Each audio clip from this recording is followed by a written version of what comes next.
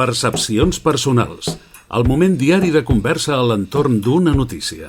Amb Jordi Caselles i Esteve Llop.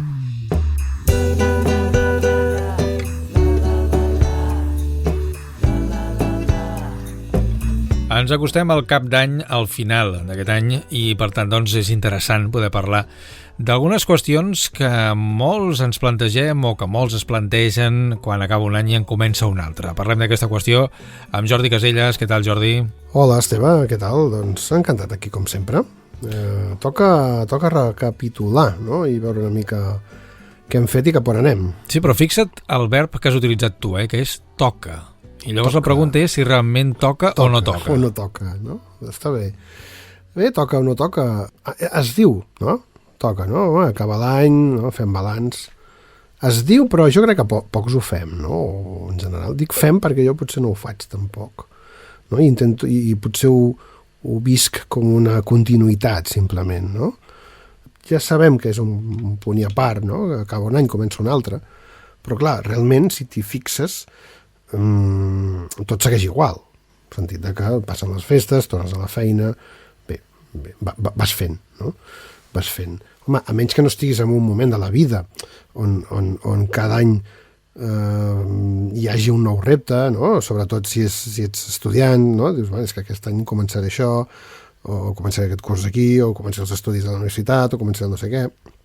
Però de cara als que doncs, tenim feina i treballem, doncs, a menys que puguis tenir nous projectes o en ment, no? De dir, bueno, és que aquest any precisament vull que sigui un any de canvi, de transició, el que sigui.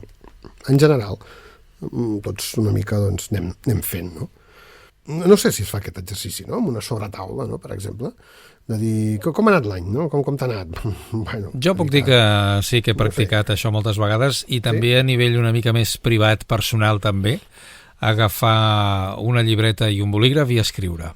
I et posaré un exemple, Jordi, va, com que estem en dates especials, et poso un exemple que vaig locutar ja fa alguns anys per un programa de ràdio on tu també hi vas participar, doncs un resum, atenció, de l'any 1991, un petit fragment, La ploma de l'Esteve, històries de vida. Diari personal, 31 de desembre de 1991.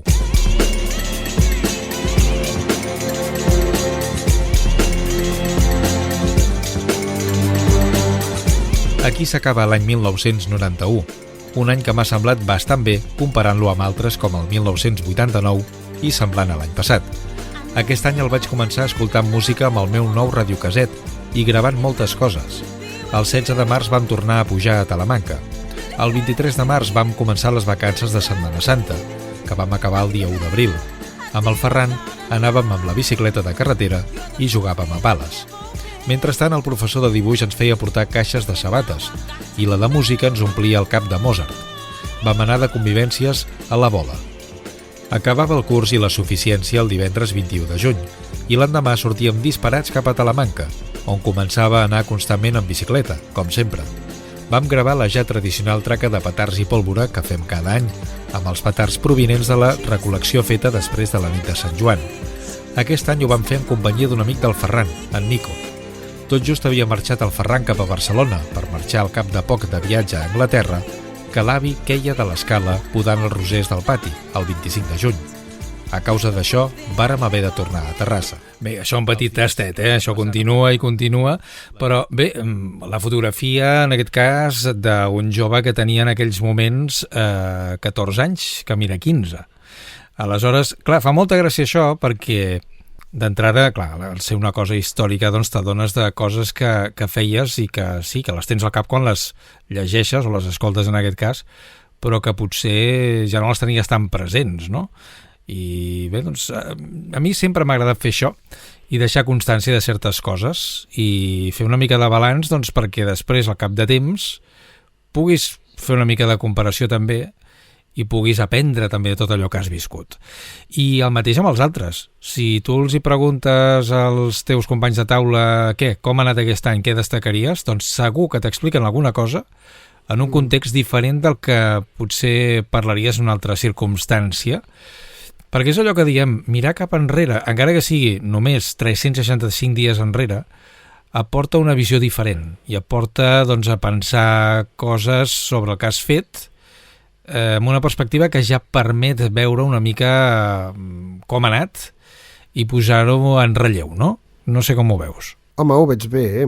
Ho veig bé per qui ho fa, i la veritat és que m'agrada moltíssim escoltar aquest tros que has posat. Ho feia amb els ulls quasi tancats perquè ho descrius d'una manera tan bé que em trasllada en aquell moment, no? És com si fos un espectador, no? d'aquell moment, no? I veient això que explicaves, no? Com si jo també ho estigués visquent i veient pels meus ulls. Evidentment que en un any passen moltes coses. O sigui, jo ara mateix, doncs, ara em poso a pensar com ha anat l'any. Home, doncs sí, la veritat és que precisament ha sigut un any de canvis. Ha sigut un any de canvis de lloc de lloc de feina, no d'empresa, sinó de lloc de feina, canvi d'ubicació de feina, bé, hi ha hagut canvis, no? Però, clar, a vegades, doncs, si ningú desperta, no, el fet de pensar-hi, no? De dir com t'ha anat l'any, o t'ho pregunten, no? Doncs potser no en fas gaire cas, i bé, doncs, per tu mateix, en aquest cas, tu sí que ho fas, Esteve, i amb això hi tens una gran capacitat, no? Potser no tant en el sentit de que bé, si no m'ho preguntes, doncs passarà l'any així com... De totes maneres, com que ja em dedico bastant a explicar-ho, que això també reconec que soc una mica potser més pesat, no? D'anar explicant tot el que em va passant, no? I bé, ara, a més a més, no et faré un resum del que ja t'he explicat. Perquè no serà un resum, serà una ampliació, no? Una ampliació. Saps tot el que t'he vingut explicant durant un any? Doncs ara espera't. Fem totes les nostres converses i, bueno, doncs ara seu que les pròximes 2 hores serà una ampliació d'una mica de tot de com ha anat, no? Però no estic pas en desacord que qui ho fa, no? Vull dir, no em sembla malament fer-ho, i no hi veig cap cosa negativa, al contrari. Mira, ja per acabar posaré el cas d'un familiar que ja no està entre nosaltres, però que el que feia sempre per Reis, es feia un dinar a tota la família, hi havia doncs, prop de 50 persones, i hi havia un torn que era doncs, ja després del postre, brindis, etc, que ell proposava que cadascú per ordre a la taula digués alguna cosa d'aquell any. I ja no parlem d'un resum, parlem d'una cosa que volgués destacar d'aquell any que ja havia acabat, no? I bé, era un exercici molt curiós perquè veies, doncs, coneixent la majoria de casos aquelles persones, què és el que destacaven i com ho explicaven. I això és molt divertit, estava molt bé. Està molt bé. Crec que és un bon exercici de sobretaula, eh? Sí, sí. Bé, està bé. No, em sembla un exercici molt sa que implica, doncs, seguir amb la conversa, explicar un fet important per cadascú i que, a més, la de més gent doncs, hi pugui contribuir, no? Si volen afegir-hi alguna cosa, no? Em sembla bé. Potser ho posi en pràctica, tot i que no tindré gaire gent per preguntar-li, però vaja, ho posarem en pràctica. Molt bé, Jordi, gràcies. A tu, que vagi molt bé.